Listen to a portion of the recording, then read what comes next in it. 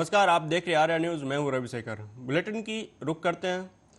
पंजाब के होशियारपुर में प्रधानमंत्री नरेंद्र मोदी ने जनसभा को संबोधित करते हुए कांग्रेस पर जमकर हमला बोला। उन्होंने कहा कि कांग्रेस भ्रष्टाचार की जननी है। 60 साल तक कांग्रेस ने जो कारनामे किए हैं, ऐसा लगता है कि कांग्रेस ने भ्रष्टाचार में डबल PhD कर ली है और अब ऐसा लगता है कि कांग्रेस के साथ एक और कट्टर भ्रष्टाचारी पार्टी भी जुड़ गई है। यहाँ तो आमने सामने लड़ने का ड्रामा कर रहे हैं, दिल्ली में एक साथ चुनाव लड़ रहे हैं और लोग भूले नहीं हैं कि झूठवादी पार्टी की पहली सरकार कांग्रेस के समर्थन से दिल्ली में बनी थी। इसलिए इन्होंने भ्रष्टाचार की जननी कांग्रेस से भ्रष्टाचार के पाठ बराबर पढ़ लिए हैं। पीएम ने कहा कि ये भ्रष्टाचार की जननी कांग्रेस की गोद में कट्टर भ्रष्टाचारी पैदा हुए हैं। ये लोग कहते हैं कि पंजाब को नशा मुक्त करेंगे, लेकिन इन्होंने आते ही नशे को अपनी कमाई का साधन बना दिया। दिल्ली के शराब घोटाले को पूरी दुनिया जान चुकी है। आज दिल्ली से लेकर पंजाब तक इनके कारनामे दुनिया देख रही है। भाइयों और बहनों, आप भी जानते हैं, कांग्रेस भ्रष्टाचार की जननी है। 60 साल तक कांग्रेस ने जो कारनामे किए हैं, भ्रष्टाचार की एक से बढ़कर एक वारदातें की हैं, ऐसा लगता है कांग्रेस ने भ्रष्टाचार में डबल PhD कर ली है। और अब कांग्रेस के साथ एक और कट्टर भ्रष्टाचारी पार्टी भी जुड़ गई है। इतना ही नहीं, ये भयंकर झूठवादी पार्टी भी है। अब आप देखिए, यहां तो आमने सामने लड़ने का ड्रामा कर रहे हैं, दिल्ली में एक साथ चुनाव लड़ रहे थे और लोग भूले नहीं कि ये झूठवादी पार्टी, ये कट्टर भ्रष्टाचारी पार्टी की पहली सरकार कांग्रेस के समर्थन से दिल्ली में बनी थी। और इसलिए इन्होंने जो भ्रष्टाचार की जननी कांग्रेस है, उससे बराबर भ्रष्टाचार के पाठ पढ़ लिए हैं। भाइयों और बहनों, कांग्रेस के राष्ट्रीय अध्यक्ष मल्लिकार्जुन खड़गे ने दावा किया कि 4 जून 2024 इंडिया गठबंधन पूर्ण बहुमत की सरकार बनाएगी और हम सब मिलकर इस देश को एक समावेशी राष्ट्रवादी विकासवादी सरकार देंगे और हम सभी को साथ लेकर आगे बढ़ेंगे।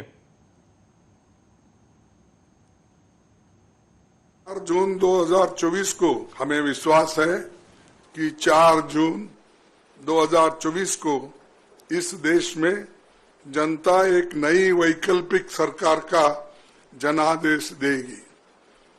हमें विश्वास है कि 4 जून 2024 को इस देश में जनता एक नई वैकल्पिक सरकार का जनादेश देगी।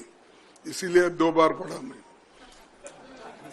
इंडिया गठबंधन पूर्ण बहुमत की सरकार बनाएगा और हम सभी मिलकर UPA 1 और UPA के तर्ज पर इस देश को एक इंक्लूसिव, नेशनलिस्टिक, डेवलपमेंटल सरकार देंगे और सभी को साथ लेकर हम आगे बढ़ेंगे। हमें विश्वास।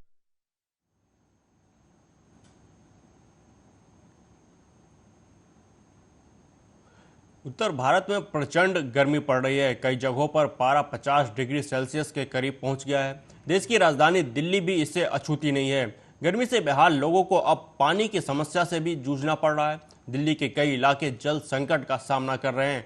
दिल्ली जल बोर्ड ने ऐलान किया है कि जिन इलाकों में सुबह और शाम पानी की सप्लाई आती है, वहां हालात सामान्य होने तक अब सिर्फ एक टाइम ही पानी आएगा। साथ ही लोगों से पानी की बर्बादी न करने की अपील की है। दिल्ली में जल संकट के बीच जल बोर्ड पानी की बर्बादी रोकने के लिए 200 टीमें तैनात की गई है। ये टीमें सुबह 8 बजे से राष्ट्रीय राजधानी के अलग अलग इलाकों में घूमेंगी और जो लोग पानी बर्बाद करते हुए पाए जाएंगे उनका 2000 रुपये का चालान काटेगी। साथ ही अवैध वाटर कनेक्शन काटा जाएगा। दिल्ली जल बोर्ड कार धोकर पानी बर्बाद करने वालों पर एक्शन लेगा। साथ ही अगर किसी का वाटर टैंक ओवरफ्लो होता हुआ पाया गया तो उसका चालान कटेगा। घरेलू जल आपूर्ति का उपयोग निर्माण या व्यावसायिक उद्देश्यों के लिए करने वालों के खिलाफ भी कड़ी कार्रवाई होगी।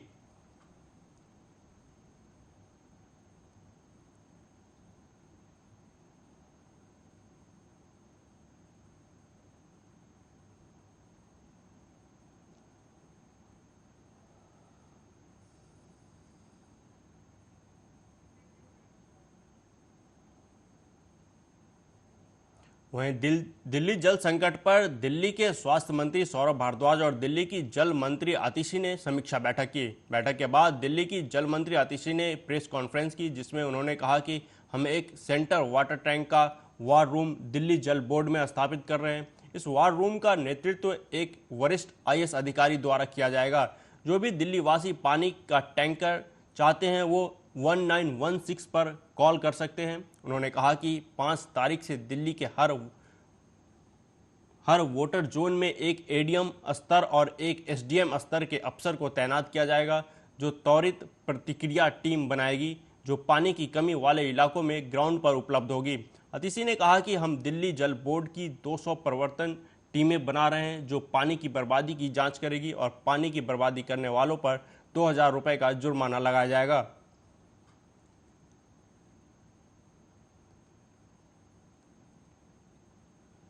सबसे पहली बात, क्योंकि जब पानी की सप्लाई में कमी है तो पानी की सप्लाई की कमी के इलाकों में वाटर टैंकर्स भेजे जाते हैं। हम एक सेंट्रल वाटर टैंकर का वॉर रूम दिल्ली जल बोर्ड में सेटअप कर रहे हैं। ये जो वॉर रूम है ये एक सीनियर IAS अफसर द्वारा हेडेड होगा। एक central command and control centre होगा। जो भी दिल्ली वासी हैं जो चाहते हैं कि उनको वाटर टैंकर चाहिए, वो 1916 पर कॉल करें। 1916 से उनकी ये रिक्वेस्ट हमारे वाटर टैंकर के वॉर रूम में जाएगी और वहां से जहां जहां पे भी पानी की सप्लाई की कमी है वहां पे वाटर टैंकर्स प्रोवाइड किए जाएंगे।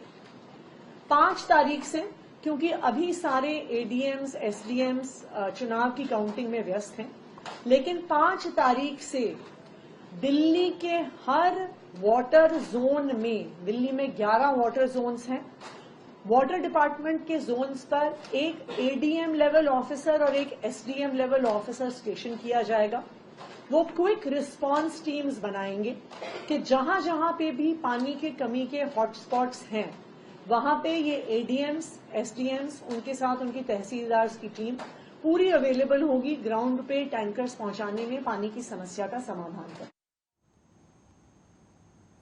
सेक्स स्कैंडल मामले में आरोपी JDS के निलंबित नेता प्रज्वल रेवन्ना को SIT ने बेंगलुरु के कंपरगोड़ा एयरपोर्ट से गिरफ्तार कर लिया है। SIT की टीम रेवन्ना को लेकर CID ऑफिस पहुंची है। प्रज्वल रेवन्ना के खिलाफ अब तक 3 अलग अलग मामले दर्ज हैं। इनमें से 3 बलात्कार के और 1 यौन उत्पीड़न का मामला है। प्रज्वल रेवन्ना के पहुंचने से पहले बेंगलुरु में CID कार्यालय के बाहर सुरक्षा बढ़ा दी गई थी। प्रज्वल रेवन्ना को SIT ने गिरफ्तार कर लिया है और मेडिकल जांच के लिए सरकारी अस्पताल ले जाया जाएगा। रेवन्ना को आज जज के सामने भी पेश किया जा सकता है। बता दें कि प्रज्वल रेवन्ना के खिलाफ अब तक 3 अलग अलग मामले दर्ज हुए हैं। इनमें से 3 बलात्कार के और 1 यौन उत्पीड़न का मामला है। प्रज्वल रेवन्ना पर पहला मामला 28 अप्रैल को हासन के एक पुलिस स्टेशन में दर्ज हुआ। यह 47 साल की पूर्व नौकरानी के साथ यौन शोषण का मामला था।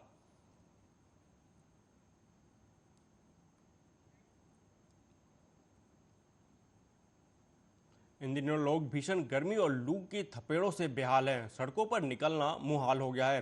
देश के कई राज्यों में पारा 46 डिग्री के पार पहुंच गया है। 25 मई से शुरू हुए नौतपे का आज 7वां दिन है। सूर्य की किरणें सीधे धरती पर पड़ने से लोग बेहाल हैं। मौसम विभाग ने बिहार के कई जिलों में लू और ऑरेंज अलर्ट जारी किया है। वहीं गर्मी और हीट वेव जानलेवा बन गई है। हर दिन बढ़ते तापमान ने लोगों को गर्मी से होने वाली कई बीमारियों का शिकार बना दिया है। इस भीषण गर्मी का कहर बिहार में भी जारी है। इस दौरान राज्य के अलग अलग जिलों से लू लगने और मौत की खबरें सामने आ रही हैं। वहीं बिहार के औरंगाबाद में लू लगने के कारण 12 लोगों की मौत हो गई। औरंगाबाद स्वास्थ्य विभाग ने इसकी पुष्टि करते हुए बताया कि 20 से अधिक लोग अलग अलग अस्पतालों में भर्ती भी हैं।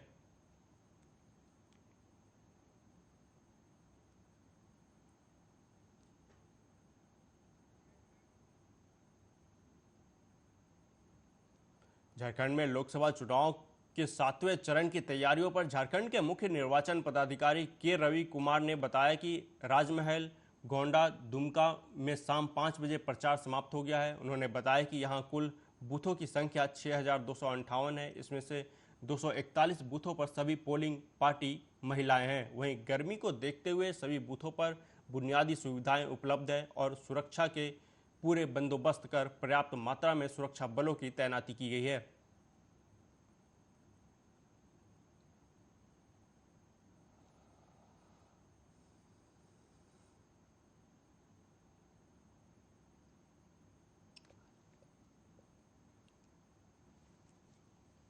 ये तीनों में आपका राजमहल में 14 कैंडिडेट है, उसमें 11 मेल है, 3 फीमेल है। दुमका में 19 कैंडिडेट है, उसमें 15 मेल है, 4 फीमेल है। गोड्डा में 19 कैंडिडेट है, उसमें 18 मेल है, 1 फीमेल है। अदर्स कैटेगरी में कोई कैंडिडेट नहीं है। इसमें तीनों पार्लियामेंट्री कॉन्स्टिट्यूंसी मिला लेंगे टोटल आपका 53.23 लाख वोटर्स है। वो हम लोग 1 तारीख को उसका अपने मताधिकार का प्रयोग करेंगे। इसमें कुछ बूथ के बारे में कोई डिटेल बताएंगे आपको। टोटल बूथ है 6258 बूथ है टोटल बूथ में।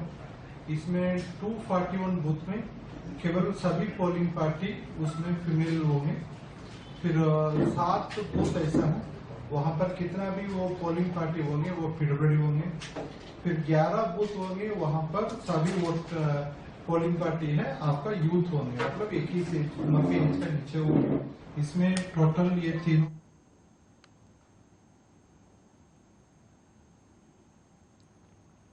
बढ़ते हैं अगली खबर की तरफ। गुरुग्राम के मानेसर के सेक्टर 8 में एक कपड़ा बनाने वाली कंपनी की बिल्डिंग में देर शाम भीषण आग लग गई। आग लगने का कारण शॉर्ट सर्किट बताया जा रहा है। आग इतनी भीषण थी कि गुरुग्राम के 4 दमकल केंद्रों, मानेसर दमकल केंद्र, सोहना सहित हीरो और मारुति कंपनी के फायर ब्रिगेड भी आग बुझाने के लिए बुलानी पड़ी। आग बुझाने के लिए 20 से ज़्यादा गाड़ियां देर रात तक जुटी रहीं। मिली जानकारी के अनुसार किसी के हताहत होने की सूचना नहीं है। फिलहाल पूरी बिल्डिंग के निरीक्षण के बाद ही इसके बारे में अधिक जानकारी मिल सकती है। बता दें कि सेक्टर 8 में प्लॉट नंबर 408 में न्यूमेरो यूनो कंपनी की बिल्डिंग है जिसमें कपड़े की फैक्ट्री है। यहां पर शाम को लगभग 6 बजे आग लग गई थी। फिलहाल अभी आग बुझाने के लिए अग्निशमन विभाग का प्रयास जारी है।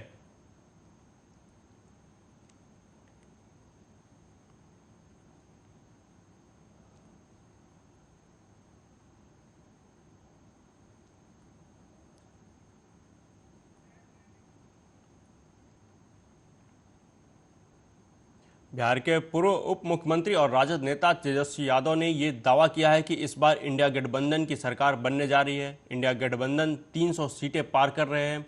साथ ही पीएम मोदी पर तंज कसते हुए कहा कि उनको उनकी 3 महबूबा बेरोजगारी, गरीबी और महंगाई चुनाव हरा रही है। उन्होंने कहा कि 4 जून के बाद हमारे चाचा यानी नीतीश कुमार अपनी पार्टी को बचाने के लिए कोई बड़ा निर्णय ले सकते हैं।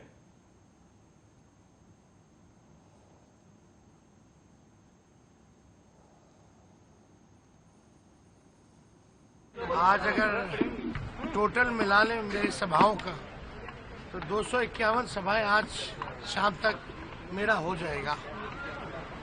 और इस बार इंडिया की सरकार बनने जा रही है। हम लोग 300 पार कर रहे हैं और मोदी जी को उनकी 3 महबूबा जो है वो चुनाव हरवा रही है, जिससे सबसे ज्यादा प्यार उन 3 महबूबाओं से करते हैं मोदी जी। पहली महबूबा है बेरोजगारी, दूसरी महबूबा गरीबी और तीसरी महबूबा महंगाई। ये तीनों महबूबा मोदी जी की चुनाव हरवा रही है। और जब से हमने कहा कि 4 जून के बाद जो है हमारे चाचा कोई बड़ा निर्णय ले सकते हैं अपने पार्टी को बचाने के लिए, तब से वो प्रचार में नहीं निकले। और प्रशासन का काम जो है गवर्नर देख रहे हैं, अधिकारियों को बुला के समीक्षा ले रहे हैं। और जदयू वाले लोग अपने 2 सीटों पे लगे हुए हैं, भाजपा अपने सीटों पे लगी हुई है। तो ये अंतर जो है और ये चीजें जो दिखाता है कि 4 के बाद कुछ बड़ा होगा। ओडिशा के बालासोर में कांग्रेस नेता राहुल गांधी ने जनसभा को संबोधित करते हुए कहा कि ओडिशा में बीजेपी है और बीजेडी है, ये दोनों मिली हुई पार्टियां हैं, ये दोनों एक जैसी पार्टियां हैं, इनकी यहां पर साझेदारी है। राहुल गांधी ने कहा कि मैं भाजपा के खिलाफ लड़ता हूं, मेरे खिलाफ भाजपा ने 24 मामले दर्ज किए हैं, 2 साल की जेल करवा दी, मेरी सदस्यता ले ली गई, 50 घंटे तक मेरे साथ ईडी ने पूछताछ की। लेकिन यहाँ के जो मुख्यमंत्री नवीन पटनायक हैं, अगर सच में वो भाजपा के खिलाफ लड़ते हैं तो उनका घर क्यों नहीं लिया गया, उनकी सदस्यता क्यों नहीं ली गई? क्योंकि बीजेडी ने नवीन पटनायक भाजपा के लिए काम करते हैं। क्या बीजेपी है और बीजेडी है, ये दोनों मिली हुई पार्टियां हैं, ये दोनों एक जैसी हैं। इनकी यहां पे पार्टनरशिप है, पान वाली पार्टनरशिप है उड़ीसा में। सोच एक ही है। मैं आपसे सवाल पूछना चाहता हूं, मैं बीजेपी के खिलाफ लड़ता हूं, मेरे खिलाफ बीजेपी ने 24 केस किए हैं, डिफेमेशन के केस, क्रिमिनल केस, 2 साल की जेल करवा दी, मेरी लोकसभा की सदस्यता ले गए, 50 घंटे मेरा ईडी ने इन्वेस्टिगेशन किया, इंटेरोगेशन किया, मेरा घर उठा के ले गए। जब ये मेरा घर ले गए, मैंने इनको चाबी दी और इनसे कहा, ये जो तुम्हारा घर है सरकारी घर है, मुझे नहीं चाहिए। मेरे हिंदुस्तान में करोड़ों घर हैं, उड़ीसा के जनता के दिल में मेरा घर है, बाकी देश बाकी प्रदेशों के लोगों के दिल में मेरा घर है। तुम्हारा घर नहीं चाहिए, ले लो, उठा के ले लो।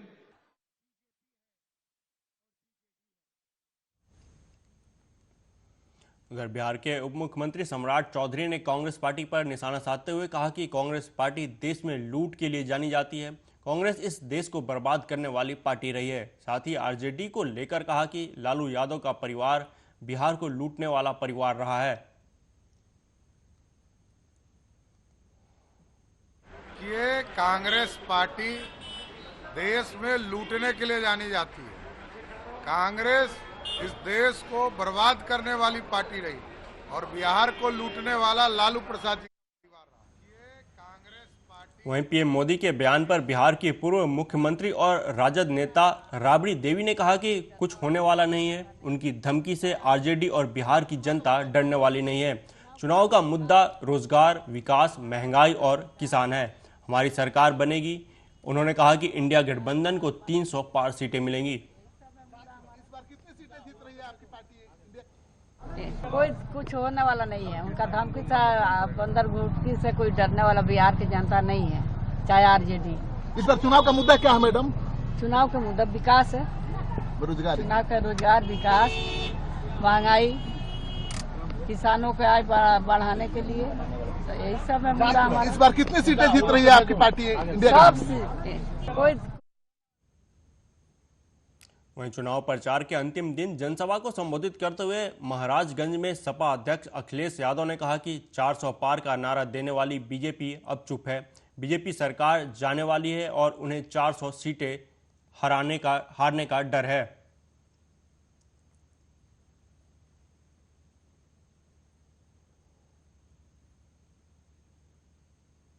हमारे पत्रकार साथी जानते होंगे और यहां जितने लोग हैं, जागरूक लोग हैं, वो जानते होंगे। इधर पता नहीं क्या हो गया दिल्ली वालों को, जो हमारे प्रधान सांसद जी हैं, वो आजकल न जाने क्यों मां के पीछे पड़े हुए हैं। जो मां शब्द है, जो हमारे दिल्ली वाले प्रधान सांसद जी हैं, पता नहीं क्यों जो शब्द मां है उसके पीछे पड़े हुए हैं। और जब से उन्हें घबराहट हुई है न केवल वो खुद डगमगाए हैं, बल्कि उनकी जबान भी लड़खड़ाई है। और इधर जो सुनने को मिल रहा है कि जब उनकी ऊंचाई से जो गिरावट शुरू हुई है, जो वो गिरते जा रहे हैं, न जाने कहां जाकर के गिरेंगे, और जिनका काउंटडाउन शुरू हो गया है, वो लोग क्या कहते थे? इस चुनाव में कभी मीट की बात की। कांग्रेस नेता राहुल गांधी के बयान पर केंद्रीय मंत्री और बेगूसराय लोकसभा सीट से भाजपा उम्मीदवार गिरिराज सिंह ने कहा कि राहुल गांधी एक ऐसे व्यक्ति हैं जिन्हें भारत की दशा और दिशा का ज्ञान नहीं है। उन्हें हरी मिर्च और लाल मिर्च का भी ज्ञान नहीं है, क्योंकि उन्होंने देश को देखा ही नहीं। गिरिराज सिंह ने कहा कि जिस व्यक्ति को इतना ज्ञान ना हो और वो देश पर आख्यान दे रहा हो, तो इससे बड़ी मूर्खता और कुछ नहीं हो सकती। राहुल गांधी एक ऐसे व्यक्ति हैं जिन्हें भारत के दशा और दिशा का ज्ञान नहीं है। उन्हें हरा मिर्च और लाल मिर्च का ज्ञान नहीं है कि पहले हरा होता तब लाल होता, कि पहले लाल होता तब हरा होता, क्योंकि उन्होंने देश को देखा ही नहीं।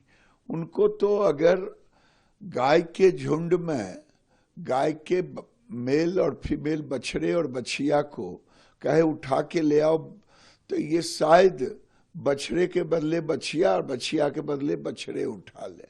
जिस आदमी को इतना ज्ञान नहीं है और वो देश पर आख्यान दे रहा हो, तो मैं समझता हूं इससे बड़ा।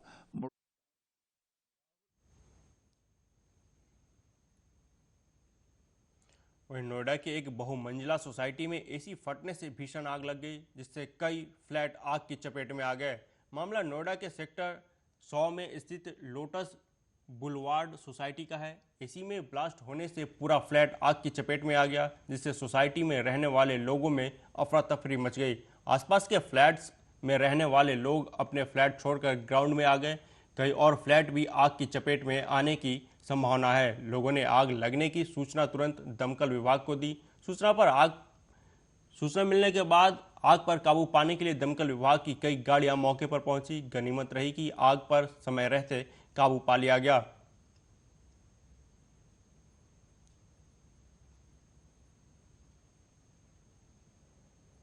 फिलहाल इस बुलेटिन में मेरे साथ इतना ही। देश दुनिया की तमाम खबरों के लिए देखते रहिए आर्या न्यूज़। नमस्कार।